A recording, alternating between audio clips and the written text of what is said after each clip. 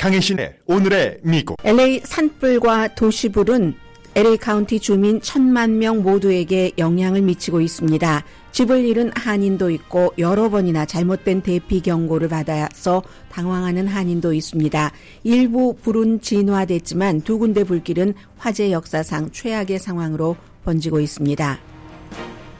평지인 집 주변 전체가 불타서 무엇부터 해야 할지 모르는 주민도 많고 잠재적인 위험을 느끼면서 보험 갱신을 우려하는 주민도 있습니다. 주의회에서는 보험 처리를 빨리 하도록 돕는 법안을 마련하겠다고 밝혔지만 렌트비는 올라갈 것으로 예상됩니다. 화재나 비상사태로 대피해야 한다면 무엇을 챙겨야 할까요? 비상시에 빨리 대피해야 더 안전한 곳으로 갈 수 있고 응급 요원들에게 길을 더 쉽게 열어줄 수 있습니다.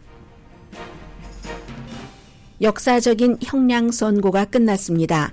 포르노 배우에게 돈 주고 사업 기록을 위조한 사건의 선고 공판에서 트럼프 당선인에게 판사는 유죄지만 무조건 석방 판결을 내렸습니다.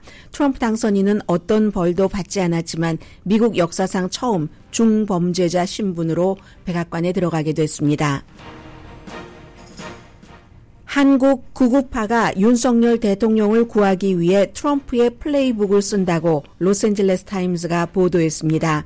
부정선거 주장을 방패막이 삼은 윤석열 대통령의 지지자들은 경찰 특공대가 와도 내 몸으로 막겠다고 말했습니다.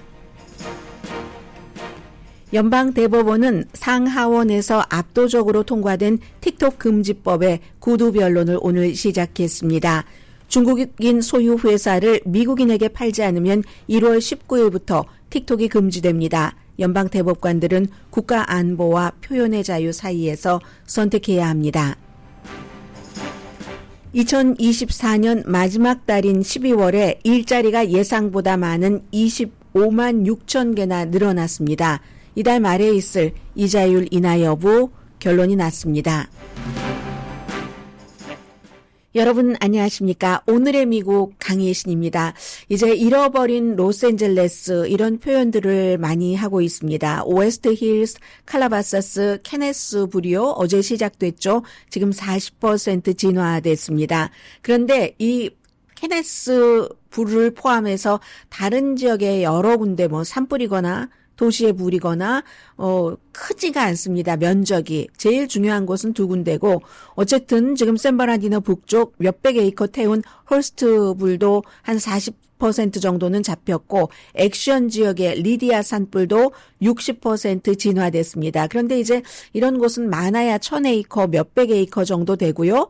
헐리우드 힐스의 선셋 불은 시작한 지 얼마 되지 않았지만 특별한 피해 없이 완전히 불길을 잡았습니다. 우들리, 올리바스불 아주 작은 불이었는데요. 다 잡혔고 두 군데가 중요한데 지금 그 패사디나 엘타디나 그쪽에 이튼불 10,000에이커 이상 태웠고 지금도 퍼지고 있습니다. 몇 % 진화됐다? 진화율을 잡을 수도 없는 정도입니다. 퍼시픽 팰리세이즈도 거의 이제 2만 에이커. 그래서 퍼시픽 팰리세이즈의 불과 이튼 그 파이어 이 두 군데가 거의 이제 3만 에이커 정도를 태운 거고요. 말리부가 포함된 퍼시픽 팰리세이즈입니다. 10명 이상 사망자 나왔고 18만 명 이상 대피했고 20만 명 이상은 대피 경고를 받고 지금 두근두근 하면서 있습니다. 구조물도 지금까지 이제 10,000개 이상이 파손됐다고 하는데 위험이 있는 구조물이 지금 6만 개 정도가 됩니다. 말리부는 유령의 도시가 됐습니다. 그리고 패사디나의 로즈볼은 쉘터가 됐습니다. 뒤에 이제 보험과 렌트비에 대해서는 경제 뉴스 시간에 따로 말씀을 드리겠습니다. 지금 바이든 대통령이 180일 동안 계속 이제 이 산불이 나고 나서 아직까지는 사망자나 부상자도 집계를 제대로 못하고 있는 그런 아주 정말 위험한 시기이기 때문에 복구하고 재건하고 하려면 오랜 시간이 걸릴 겁니다. 이건 몇 개월이 아니라 몇 년이 걸려도 영원히 복구되지 않는 면도 있고요. 해서 바이든 대통령이 며칠 있으면 대통령 자리에서 나가야지 되지만 180일 동안은 캘리포니아주에 기금 등을 지원하겠다는 것을 어제 다시 한번 발표를 했고요. 바람이 전날보다는 어제 조금 괜찮았고 오늘도 주 초보다는 며칠 전보다는 낮기는 하지만 진화에 당연히 도움이 됐습니다. 일요일에 다시 바람이 돌아온다고 하니까 그리고 다음 주에도 며칠 동안 산타아나 강풍이 이어진다고 하니까 도저히 안심을 할 수 없는 상황입니다. 진화 과정에서 드론이 헬기를 공격을 한다던가 이런 일도 있었고 어제 또 잘못된 경고 주민들 LA 카운티에 1,000만 명이 사는데 전부 그 경고가 갔어요. 대피 경고가 갔죠.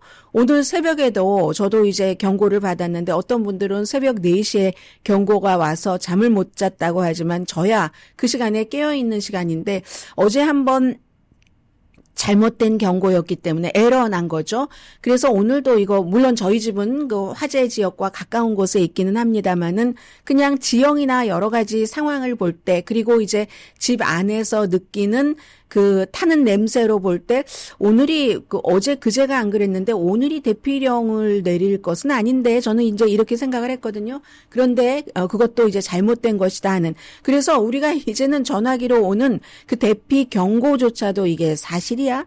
대피를 해야지 돼? 말아야지 돼? 이런 것까지 이제 신경을 써야지 되는 거고 이럴 때일수록 여러분들께서 저희 라디오 서울 방송과 가까이 하셔야지 되는 거죠. 저희 라디오 서울 방송이 뉴스 시간대뿐만이 아니라 프로그램 시간에서도 그 같은 경고가 오면은 라디오 서울 방송의 의무이기도 하기 때문에 여러분들께 알려드릴 겁니다. 그리고 알타디나에서 집을 나갔다가 전날은 괜찮았는데 다시 돌아왔는데 그날 집이 불탄 그런 분들도 계시고 아니 집을 비워서 대피 명령을 받고 나갔다가 들어왔더니 모든 것이 다 사라졌더라.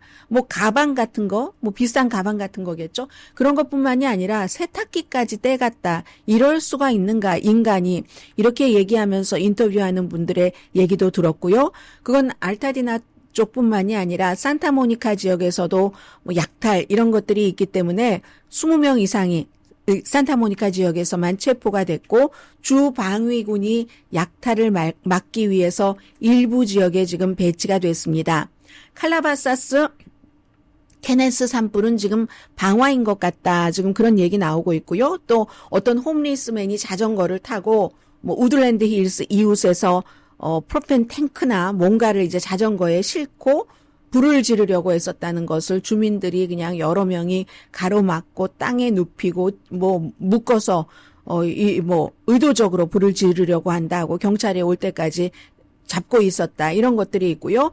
그리고 지금 소화전이 말라버렸다고 굉장히 걱정하시는 분들이 많으신데 어제도 말씀을 드렸지만 산불이 이렇게 주거 지역까지 내려왔었고 산불만으로도 이 로스앤젤레스 지역에 불을 끄는 그런 기관 시설이 산불에 맞춰서 만들어진 것이 아니기 때문에 산불만으로도 어떤 때는 그 급수 시스템이요. 소방관들이 원하는 만큼 해주지 못합니다. 그런데 지금은 너무 심하잖아요. 게다가 대고 또 이런 일까지 있었다는군요. 어제 그 바이든 대통령이 저녁에 얘기하는 거 들어보니까 일부 지역에서는 지금 산타아나 바람 때문에 불씨가 몇 마일까지 튀어나가서 다른 곳에 불을 일으킨다고 하니까 전선 같은 것들이 약하고 좀 흐느흐느하고 불이 붙을 수 있다 하는 그런 지역은 아예 의도적으로 정전을 일으켰는데 의도적으로 정전을 일으키니까 오히려 이제 막 물을 공급해야지 되는 이런 여러 가지 시스템과 또 연결이 돼서 수압이 낮아질 수도 있고 그렇다는 거고 그 물 공급 시스템이 산불을 막기 위해서 이런 도시의 불을 막기 위해서 이 정도에 설계된 적이 없기 때문에 그렇죠. 물론 아파트먼트라든가 개인 집에 불이 났을 때 그 정도에는 충분히 할 수 있는데 이번에 퍼시픽 팰리세이즈라든가 이튼 파이어라든가 이건요 보통 때 불의 한 10배에 많은 물이 요구되는 그것도 계속 며칠을 그랬잖아요. 그리고 이제 보통 때는 또 항공기로 헬기로 어떤 물도 뿌리지만 방염제 같은 것도 뿌리죠. 불이 번지는 것을 막기 위해서. 그런데 산타아나 바람 때문에 어제도 그랬고 그제도 그랬고 부분적으로 이러한 작업을 중단을 해야지 되는 경우가 있답니다. 그 작업을 중단한다고 소방을 담당한 사람들이 진화 요원들이 쉴 수는 없잖아요. 그럼 물에만 의존을 하게 되는 거죠. 땅에서 지상에서 물에만 의존을 하게 되니까 물이 더 일찍 동이 나고 수압도 굉장히 낮고 그리고 엘타디나와 페사디나는요. 또 물 공급 받는 것도 일관적이지 않고 서로 다른 회사에서 물을 공급받고 아무튼 여러 가지 지금 한계가 있다는 얘기를 합니다. 그래서 페사디나 쪽 그쪽에 이튼 파이어 같은 경우는 로즈볼이 얼마나 큽니까? 그 로즈볼에 물을 다 채워도 충분하지 않다. 그러면 앞으로 지금까지는 이랬으니까 이게 이제 뭐 산타아나 바람이나 기후변화나 아니면 무슨 뭐 산중턱에 집을 지어서 뭐 이런 여러 가지 인간이 만들어내는 것까지 다 같이 엮여 있는 거잖아요. 그래서 이러한 것에 맞춰서 앞으로라도 이번 일이 끝나고라도 기간시설을 만들려면은 그럼 또 주민들이 돈 내야지 되죠. 세금으로. 또 주민들이 돈을 낼 것인가. 이건 이제 추후에 얘기를 할 그럴 것이고요. 뭐 이렇게 피해가 심한 퍼시픽 팰리세이즈나 이튼 파이어나 화재 원인에 대해서도 지금 수사를 하고 있고 그 사이에 여러분들 지금은 음모론을 퍼뜨린다거나 누구에게 손가락질을 하는데 에너지를 쓸 그럴 타임이 아닙니다. 지금 뭐 팍스 뉴스를 보거나 아니면 팍스에서 일하다가 나온 그 메건 켈리 팟캐스터로 아주 그냥 유명하죠. 이런 사람을 보면은 여러 가지 이런 블레임 게임이라든가 음모론이라든가 이런 것을 많이 퍼뜨리는데 여기에 신경 쓰지 마시고요. 어쨌든 화재로 인해서 대피를 하셔야지 될 그럴 그 경고까지 여러분들께서도 또 받으실 수도 있으니까 앞으로 며칠 뒤에 산타아나 바람이 어느 정도의 강도로 어느 방향으로 불지 누가 알겠습니까? 그렇기 때문에 이참에 오늘 로스앤젤레스 타임즈에 사실은 이게 8일부터 실렸던 기사인데 저도 읽어보면서 늘 이런 때마다 이런 비슷한 방송을 해드렸는데도 나도 놓치고 있는 것이 있구나 하는 것이 있어서 전해드리겠습니다. 화재나 지진이나 요즘에는 로스앤젤레스 물난리나 그런 것 때문에 대피해야지 될 때 무엇을 챙겨야지 될까요? 물 한 모금 마시고요. 화재가 이렇게 저희 스튜디오까지 먼지를 너무 많이 줘서요. 그래서 무엇을 대비해야지 될 것인가. 저도 오늘 집에 가면 챙겨 놓으려고 하고 그리고 내일 이제 또 엄마 집에 가서도 또 좀 한번 챙겨볼까 지금 생각을 하고 있는데 대피 경고가 3가지가 있습니다. 대피 경고가 3가지가 있는데 기본적으로는요.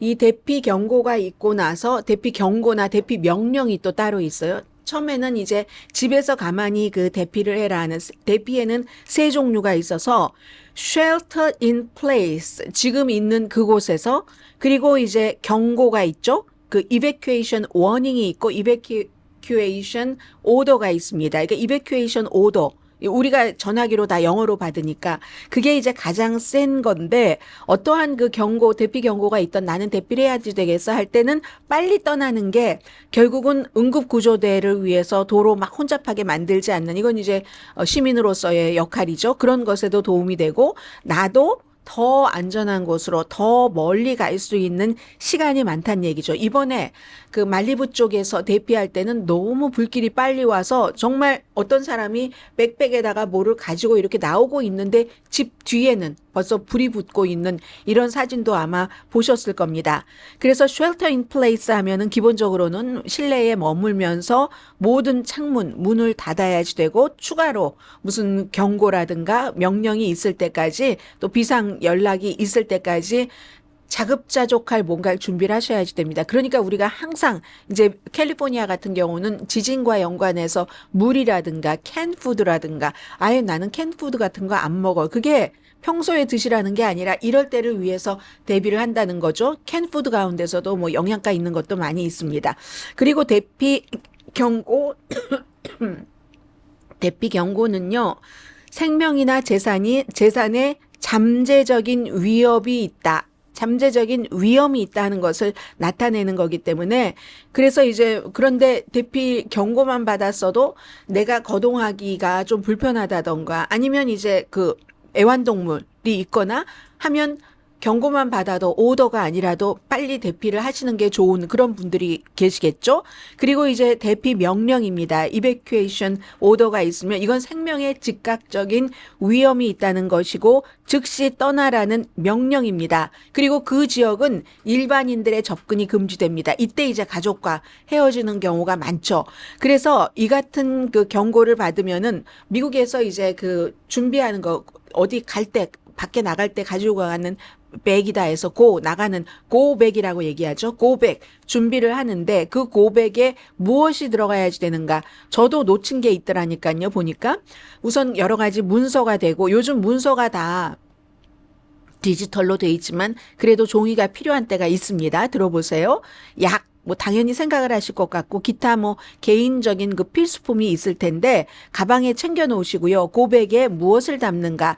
물도 담으셔야지 되고 또 이 고백백에 내가 어디서 고립될 수도 있으니까 그런 일이 많지는 않지만 썩지 않는 식품 그리고 뭐 캔 오프너 같은 것도 있어야지 되고 그냥 딸 수 있는 게 아니라면 플래시라이트요. 손전등 또 배터리 같은 것, 응급처치할 수도 있는 약품, 또 자동차로 타고 가시는 경우가 많으니까 자동차나 가정용으로 작은 소화기 같은 게 있잖아요. 요즘은 보니까 집에서 이렇게 무슨 가스대에서 불이 나면은 확 덮어버리는 이러한 것들도 있던데 소화기 말고 그런 것들 이제 소화기 같은 거 사놓는 게 좋다고 얘기를 합니다. 물티슈, 쓰레기 봉투, 화장지, 그리고 이제 도움을 요청하기 위한 호루라기.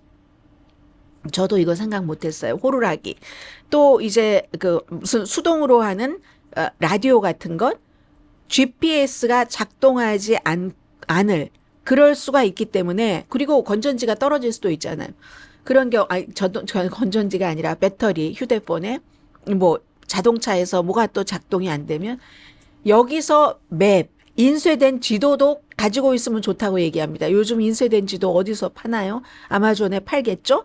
그리고 마스크 당연히 여러분들 생각하셔야지 되고 뭐 가지고 갈 게 너무 많아요. 휴대폰 그리고 휴대폰에 배터리 또 뭐 여분이 있으신 분들 충전기 반드시 가지고 가셔야지 되고 그리고 옷도 이거 너무 많아지 이민 가방이라고 생각했어요 제가.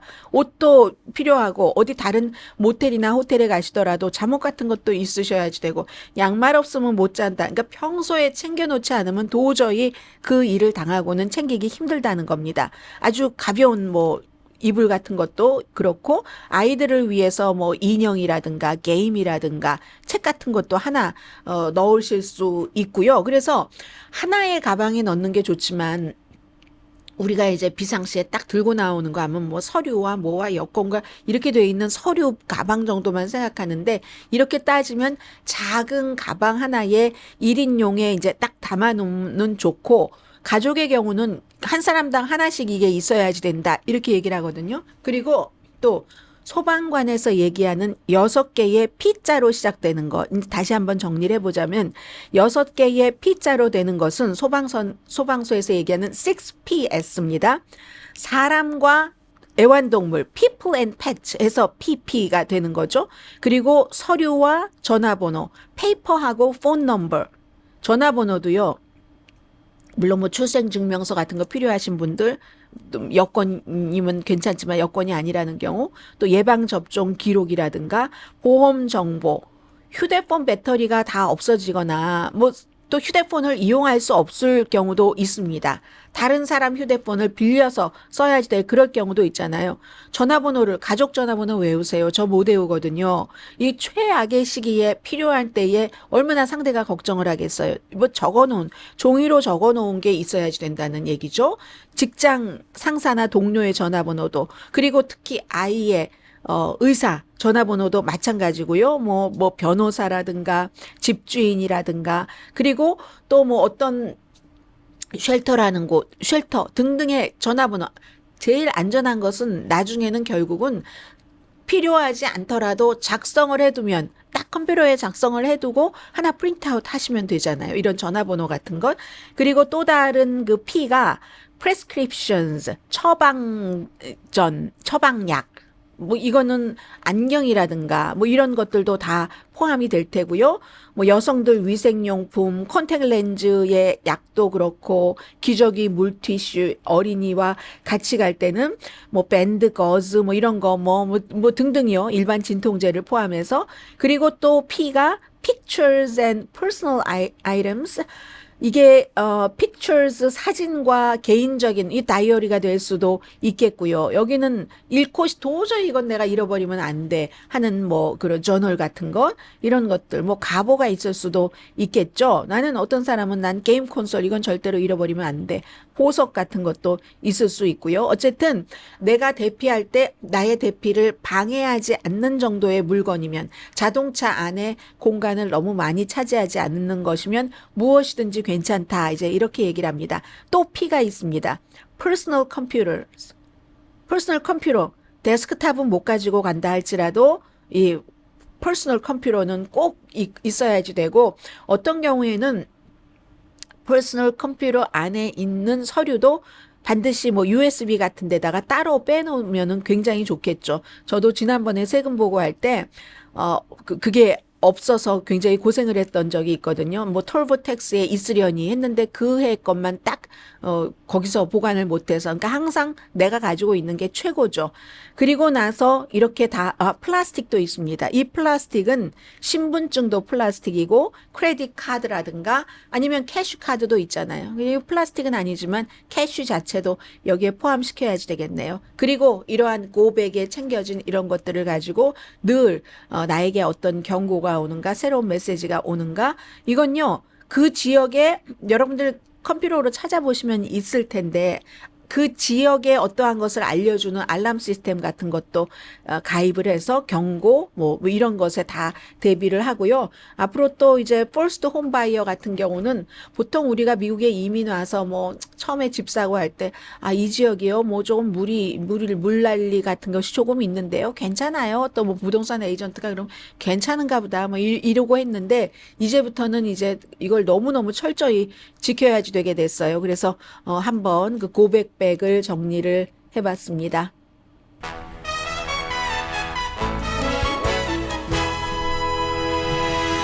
잠시 뒤에 트럼프 대통령 당선인과 윤석열 대통령 뉴스 전해드립니다. 라디오 서울 방송 오늘의 미국 듣고 계십니다. 오늘 사실 미국에서 굉장히 이게 역사적인 그 사건이었는데요. 어제 이제 연방 대법원에서 트럼프 대통령 당선인이 연방 대법원에 낸 그제였던가요?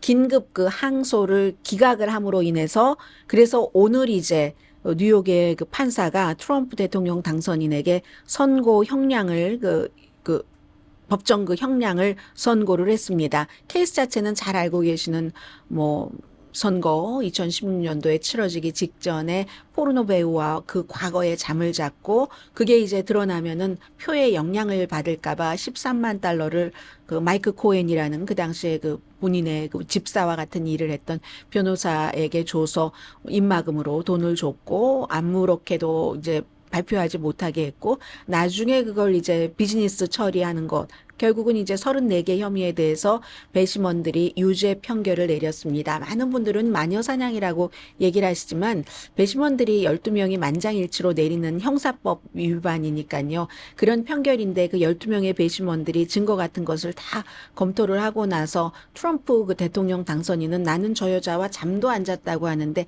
잠도 안 잔 사람에게 그것도 대통령에게 전직 대통령에게 34개 혐의의 중범 혐의를 씌우겠습니까? 그건 아니죠.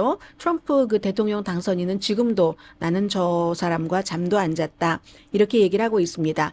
어쨌든 이걸 트럼프 대통령으로서는 연방 법무부가 본인이 3명, 연방 법무부가 아니라 연방 대법원이 본인이 그 지명을 해서 법관이 된 사람이 3사람이나 있고 하니까 좀 친화적으로 좀 이걸 긴급하게 오늘 선고 형량을 내리지 못하도록 막아주지 않을까 하는 기대로 며칠 전에 이제 이 선고 형량을 연기를 해주세요. 그렇게 하다 이제 흐지부지 뭐 끝날 수도 있는 그런 것을 시도를 했겠죠. 그런데 연방 대법원에서 그렇게 해주지 않았습니다. 사실은 지난 7월 달에는 연방대법원에서 대통령이 무슨 일을 하든지 면책특권이 있다 하는 판결을 내렸기 때문에 트럼프 대통령 당선인이 모든 것을 지금 다 털어냈죠. 연방 것은 털어내고 이건 이제 뉴욕 것이기 때문에 털어내지 못한 건데 어제는 존 로버츠 연방대법원장과 에이미 코니 베렛 트럼프 대통령 당선인이 제일 나중에 이제 지명을 한 지금 아직도 40대죠. 연방 가장 젊은 그런 연방 대법 여성입니다. 이 두 사람이 세 명의 진보 대법관들과 함께 표를 내서 5대 4로 오늘 결국은 선고 형량을 내릴 수 있도록 여기 더 이상 연기해 주지 않는다 해서 오늘 후앙 몰천 판사가 유죄다. 이게 죄 자체가 달라지는 건 아니다. 유죄는 맞지만 대통령이니까 감옥에 가지도 않고 아무런 벌을 받지도 않게 조건 없이 이 벌에 대해서 그러니까 방면해 주는 거죠. 조건 없는 무조건 방면을 해준다. 이런 거 했죠. 그리고 그러면 왜 대통령 당선인 측에서는 이거 선고 형량 내리면 안 된다 하고 연방 대법원에 SOS를 청했냐면 그래도 대통령인데 할 일이 많은데 신경 쓸 것도 많고 뭐 이런저런 얘기를 했더니 연방 대법원에서는 아니다. 굉장히 미미하다. 어차피 후앙 몰천 판사가 무조건 감옥에는 보내지 않겠다고 했는데 뭐 신임 대통령에게 그게 뭐가 부담이 되는가 이런 경우에는 정상 코스를 밟는 게 맞다. 일반적인 항소 과정과 똑같이 하는 게 맞지 하면서 이제 오늘 선고 형량을 받게 된 겁니다. 34건의 중범죄 유죄에 대해서 죄는 있으나 대통령에 당선됐기 때문에 벌은 받지 않는다. 폴리티코가 연방 대법원이 트럼프 대통령 당선인이 원하는 것을 해주지 않음으로써 그가 미국 역사상 최초의 중범죄자로서 대통령이 되는 것이다. 이렇게 표현을 했습니다. 트럼프 대통령 당선인의 기록에는 이제 전과자가 되는 거예요. 유죄 판결을 남겼지만 그러나 이제 보호 관찰 같은 것도 아무것도 없습니다. 아무것도 없습니다. 근데 사실은 이게 트럼프 대통령 당선인이 피하고 싶었던 것이기도 하죠. 오늘 워싱턴 포스트가 그렇게 표현을 했던데 피하고 싶었던 그런 전과자라는 중범 전과자라는 이걸 결국은 꼬리표를 떼지 못했습니다. 개인으로서도 그렇고 또 미국의 대통령 역사상으로도 처음으로 중범죄자가 백악관에 들어가게 되는 그런 의미에서 이 판결은 의미가 있다고 보시면 될 것 같고요. 자, 그리고 오늘 로스앤젤레스 타임즈에서 한국에 대해서 보도를 했는데 제목은 이렇습니다. 남한의 사우스코리아의 극우파가 탄핵된 윤석열을 지지하기 위해 트럼프의 전략을 이용하고 있다. 플레이북을 이용하고 있다. 이렇게 표현을 했습니다. 그리고 이제 사진을 보니까 너무 춥잖아요. 아주 두툼한 겨울옷을 입은 사람들 시위대에 있고 일부는 이제 미국 국기 성조기를 흔들고 있다. 사진을 설명한 그런 캡처입니다. 해서 영화의 기원 속에서 모두 Stop the Steal, 도둑질 멈춰라. 이게 트럼프의 플레이북이라는 거죠. 트럼프와 트럼프 지지자들의 부정선거다. 지금 한국에서도 그렇고 미국에서도 그렇고 트럼프 당이 여당이었는데 어떻게 부정선거가 일어날 수가 있겠는가 하는 거죠. 한국에서도 윤석열 대통령 부정선거 하는데 윤석열 대통령 정권이었는데 어떻게 부정선거가 다 관리를 했는데 일어날 수가 있겠는가 하는 거고 사실은 이 기사 내용은요. 제가 그동안 뉴욕타임스나 많은 매체를 통해서 여러분들께 한 일주일 전부터 보도를 해드렸던 내용과 크게 다르지 않습니다. 다만 이 기사를 쭉 보면서 또 이 기사가 의미하고 있는 것은 이게 이제 어떤 것은 그럴 거야 하다가 그래 하고 명시화되는 것과 마찬가지다. 한 며칠 전부터 윤석열 대통령과 지지자들이 트럼프 당선인 지지자들이 했던 것과 같이 그 길을 걷고 있는 것 같다라고 말씀을 드렸죠. 아마 오늘의 미국에서 먼저 말씀을 드렸던 것 같고 그리고 며칠 지나서 미국 매체도 본격적으로 그런 얘기를 했고 오늘 로스앤젤레스 타임스는 그 길을 미국과 해외에서 그렇게 보도하는 그 길을 다시 한번 정리해서 따라가는데 한국 사람들은 너무 잘 알고 있지만 이제 미국 사람들에게 알려주고 있는 겁니다. 트럼프 대통령 당선인이 윤석열 대통령 지지인들 입장에서 보면은 그들의 아주 큰 뜻을 지지해 줄 것이다 하는 희미한 희망도 표현을 하고 성조기와 Stop the Steal 영어로 썼어요. 그리고 또 다른 것으로는 중국 공산당이 한국 언론을 지금 장악하고 있다. 이 모든 주장은 한 가지 목표를 위한 건데 윤석열 한국 대통령을 구하는 것. 지금 이제 12월 3일이었으니까 계엄이 있은 지는 한 달이 조금 넘었고 계엄 이후 탄핵이 14일이었나요? 그러면 이제 한 달이 조금 안 되고 뭐 반란 혐의로 형사 수사 받고 있고 이번에 이제 체포영장 다시 발부된 게 3주일짜리 체포영장이라고 하죠. 서울 중심부 대통령 관저에서 체포되는 것을 피하고 있다. 그 안에 꽉 들어있으면서 그리고 뭐 철조망, 바리게이트 친 거, 버스로 이제 막 다 요새라고 표현을 합니다. 한국에서 표현하는 것과 똑같이 요새화된 이 관저는 윤석열 대통령의 마지막 지금 남아있는 지지자들의 집결지다 이렇게 얘기를 하면서 처음에 이제 계엄할 때 얘기했던 종북 세력, 북한 동조자들이 한국의 자유를 파괴하려고 음모를 꾸미면서 나라를 장악했다고 믿는 극보수 시위대와 유튜버들이 지금 그렇게 윤석열 대통령 주변에 몰려 있다고 얘기를 합니다. 63살의 이광훈 씨를 인터뷰를 했네요. 이분은 아파트 경비 일을 하고 계시는데 이 시위에 나오려고 윤석열을 지키려는 하루를 휴가를 내셨답니다. 좌파들이 윤 대통령을 반란 혐의로 몰아가려고 하는데 우리는 나라를 구하기 위해서 여기 왔다. 며칠 전에 뉴욕타임스와 인터뷰한 뭐 70대인가요? 60대인가요? 그분과 똑같잖아요. 윤석열만 구하려는 게 아니라 나라를 구하려고 여기 있다. 60대와 주로 70대로 있는 나이든 집단, 그룹 이렇게 표현을 했는데 이게 이제 또 반 그룹과 참 다르네요.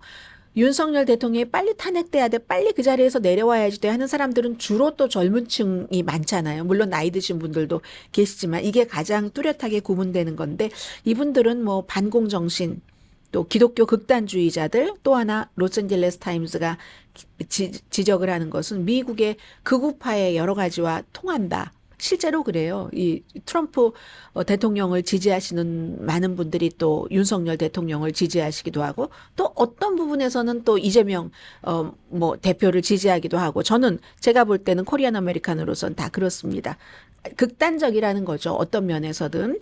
그래서 음모 이론으로 가득 찬 유튜버 채널들과 다 이제 연대를 해서 이렇게 있다는 거죠. 그리고 오랜 동안 심지어는 국민의힘에서도 이건 뭐야 광신도야 하고 무시하고 가까이 가지 않으려고 했었던 전광훈 목사 요즘에 아주 도드라지게 이렇게 딱 그 중심에 서 있었잖아요. 그래서 좀 전에 말씀드린 하루 휴가를 내고 오셨다는 그 이 선생님 이분은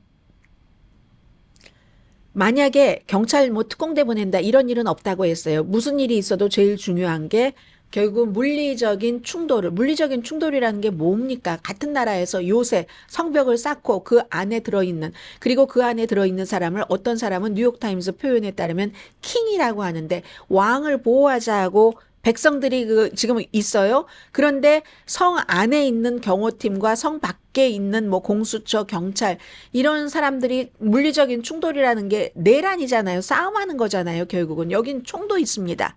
안에도 총이 있고 밖에도 총이 있고 그런데 이 같은 백성 윤석열 대통령을 지키겠다는 사람들은 그 사이에 바깥의 공수처 경찰과 안에 경호팀이 이제 몇 겹으로 돼 있으니까 그 사이에서 내 몸을 던지겠다. 내 몸을 던져서 경찰 특공대를 보내더라도 특공대 안 보낸다고 했는데 특공대를 보내더라도 내 몸으로 막아설 것이다. 왜요? 공산주의자들이 통제하는 나라에서 사느니 차라리 내 목숨을 바쳐서 윤석열과 나라를 지키겠다. 이런 얘기를 합니다. 그리고 다 알고 계시는 뭐 유튜버의 뭐 윤석열 대통령이 우익 유튜버를 포용한다던가 편지를 이 사람들에게 쓴다던가 뭐 그리고 대통령이 됐었을 때도 유튜버들을 뭐 초대를 한다던가 중요한 직책에 올린다던가 해서 얼마 전에 나왔던 그 책이 처음에 나왔을 때 참 조심스러워했었던 사람들이 많죠. 김진표 전 국회의장이 최근에 낸 뭐 일종의 회고록이죠.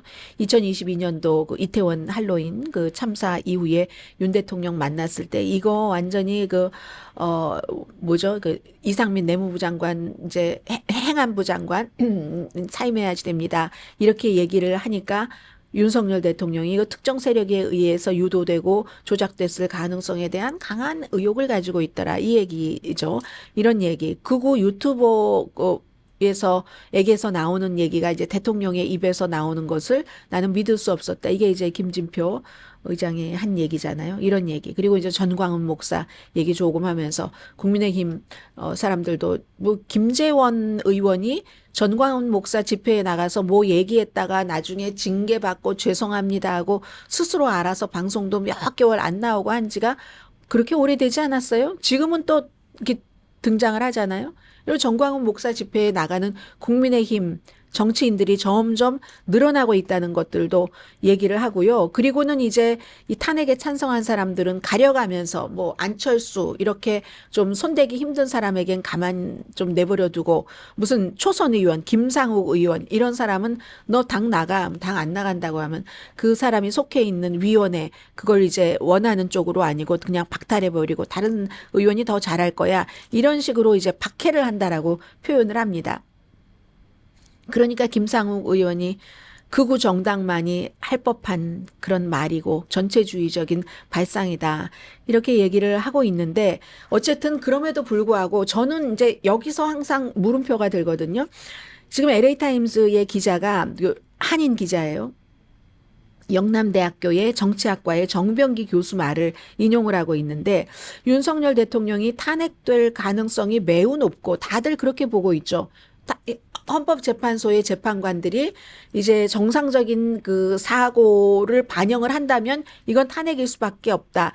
이렇게 이제 하고 근데 이제 이 교수가 한 얘기가 또 하나가 뭐냐면 지금 한국의 그 리서치사가 조사한 여론에 따르면 한국 사람들의 70%가 헌법재판소가 윤석열 대통령 탄핵 확정해야지 된다고 믿고 있고 또 비슷한 비율로 계엄령 선포는 반란이다. 이렇게 믿고 있는데 지금 정 교수가 하는 얘기도 이렇게 깊이 이념화된 반공, 윤석열을 지켜야지 돼. 이런 것은요. 70대 이상의 일부, 극히 일부 사람에게만 정말로 통한다.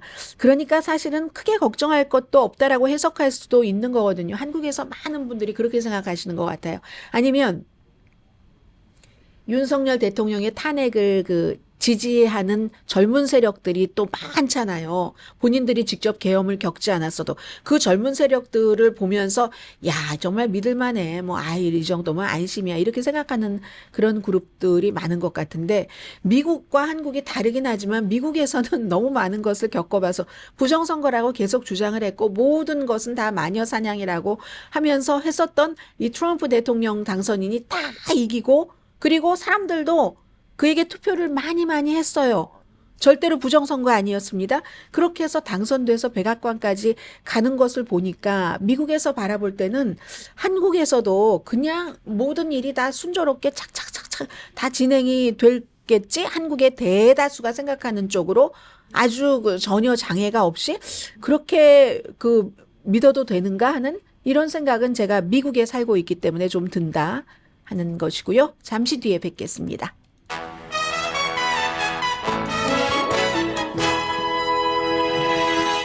라디오 서울 방송 오늘의 미국 듣고 계십니다. 올해는 정말 12월부터 1월 달까지 넘어올 때 한국 이슈가 너무 핫했기 때문에 새해가 어떻게 바뀌었는지 여러분들 기억 잘 안 나실 겁니다. 게다대고 로스앤젤레스는 이렇게 산불, 도시의 시리불, 시리 파이어, 그 다음에 와일드 파이어를 다 겪고 있는데 2024년 마지막 달인 12월 달에 일자리가 예상보다 훨씬 많은 25만 6천 개가 늘어났답니다. 예상은 15만 5천 개였고 따라서 실업률도 조금 내려갔습니다. 4.2%로 예상했는데 4.1%. 11월 달, 10월 달 조정한 것도 괜찮아 보였고요. 여기서 이제 이 말씀을 드리는 이유는 앞으로 이자율이 어떻게 될 것인가이죠. 일자리는 성장 계속 유지가 되면서 경제가 괜찮을 수 있네 이런 전망이 조금 높아져서 그러나 이 같은 상황이 계속될 것이라는 보장은 없죠. 하지만 1월 말 금방이잖아요. 또 3월 달에도 1월 말에 이자율을 그대로 뭐 내리지 않을 것이다. 현재로 유지할 것이다. 이런 확률 오늘 아침 전문가들 한 97% 정도 봅니다. 3월 달에도 그대로일 것이다. 74%인데 3월 달 것이야 아직 뭐 확실하게 생각하긴 좀 못하고요. 오늘은 좀 틱톡에 대해서 제가 좀 분명하게 말씀을 드릴 수 있을 것 같아요.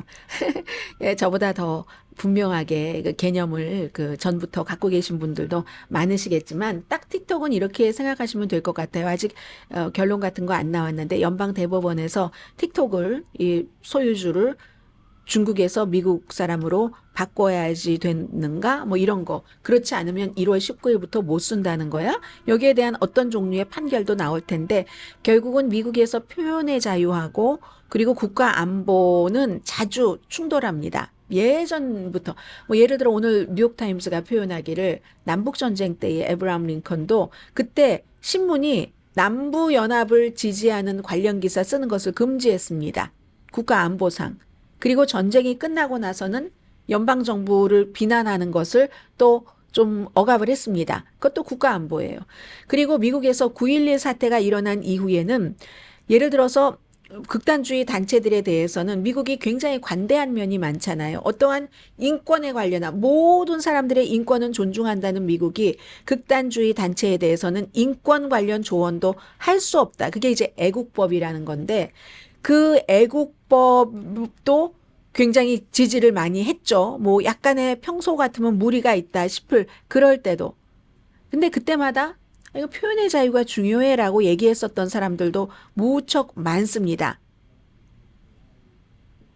그런데도 표현의 자유보다는 국가가 안전하고 나서 표현의 자유가 있는 거지 국가 없는 표현의 자유가 어디 있어. 그러면 또 표현의 자유 사람들은 정부가 이거 너무 나간 거야. 이거 이 우리나라의 가치를 말이야 평가절하해도 그 뭐 어느 정도지 이렇게 얘기를 했거든요. 근데 틱톡은 지난해에 거의 이제 그 초당적으로 틱톡이 미국인을 감시를 하고 선전선동을 퍼뜨린다. 이렇게 주장하면서 이거 미국 사람에게 팔아야지 된다. 바이트댄스가. 이렇게 했잖아요. 그랬더니 바이트댄스 이 틱톡 그 이제 소유주들이 고소를 했는데 완전한 해결점은 없을 겁니다. 연방대법원에서 어떻게 그 해결점을 내놓을지 저는 굉장히 궁금하고요.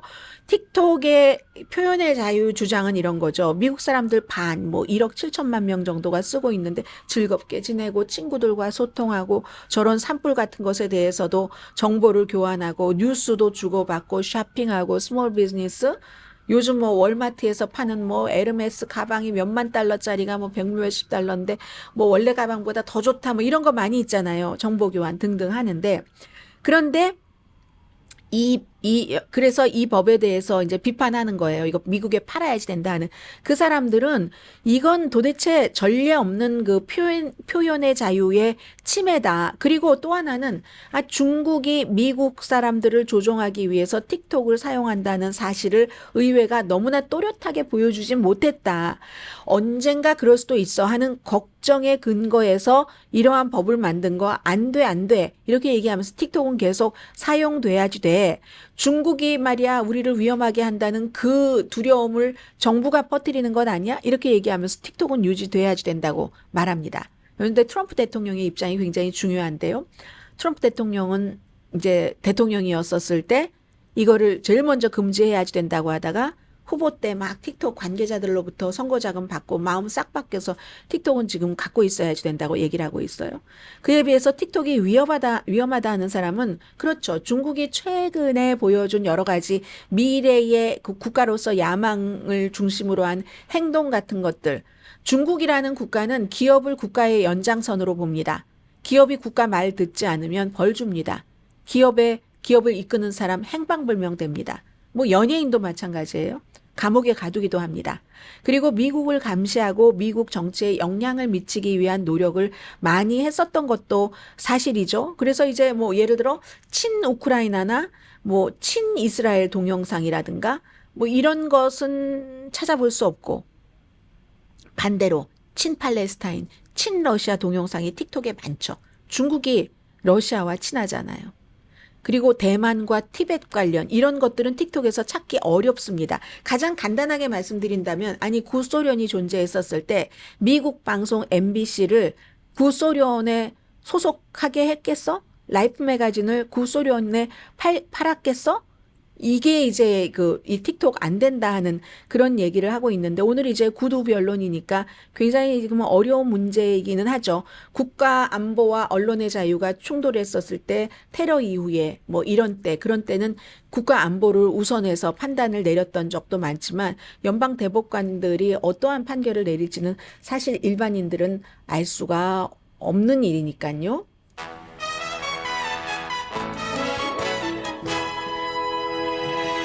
라디오 서울 방송 오늘의 미국 듣고 계시고요. 간단히 정리를 해야지 되겠네요. 캘리포니아주의 로버트 리바스 주 하원 의장이 주택 소유자들이 이번에 산불이던 그 도시에 부리던 평지에서의 부리던 보험금 청구를 할 때 이걸 신속하게 하도록 하는 그런 법안을 마련을 하겠다라고 얘기했는데 이분이 원래 소방관 출신이거든요. 그럼 빨리 하기 위해서 특별회기를 소집할 것인가? 여기에 대해서는 그건 주지사가 해야지 되니까 우린 모르겠다라고 얘기하지만 어쨌든 이 자체는 뭔가 그 피해를 입으신 분들께 불편함을 최소한 줄여드리도록 정치인들도 이 일을 한다 하는 거고요.